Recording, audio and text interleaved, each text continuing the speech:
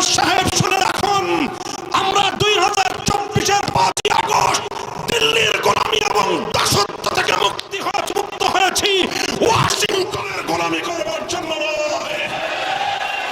বাংলাদেশ তার স্বাধীনতার স্বকীয়তা নিয়ে নিজের পায়ে স্বনির্ভর হয়ে মাথা উঁচু করবে। বাংলার 1 ইঞ্চি মাটি ভিনদেশী শক্তি ব্যবহার করতে দেওয়া হবে না। শত শত বছরের মুসলমানদের মসজিদ, মাদ্রাসা, কবরস্থানের জন্য ওয়াকফকৃত শত শত হাজার হাজার একর ভূমি দখল করবার যে পায়তারা মোদি করছে, আমরা বলতে চাই, মোদি তুমি গোটা ভারতবর্ষে এখন একা এবং বিচ্ছিন্ন হয়ে গিয়েছ। তোমার যদি এত যুদ্ধের কাহেশ থাকে, বেশি যুদ্ধের কাহেশ ভালো না, ইতিমধ্যে তুমি তার শিক্ষা পেয়ে গিয়েছ।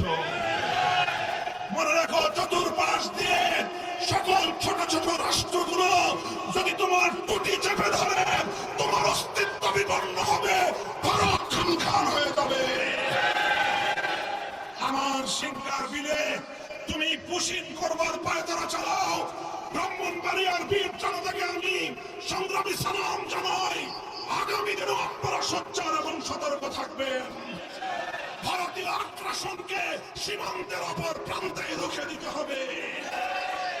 আমার সংগ্রামী বাংলাদেশের বর্ডার গার্ড বাহিনীকে আমি শ্রদ্ধা জানাই, অভিনন্দন জানাই।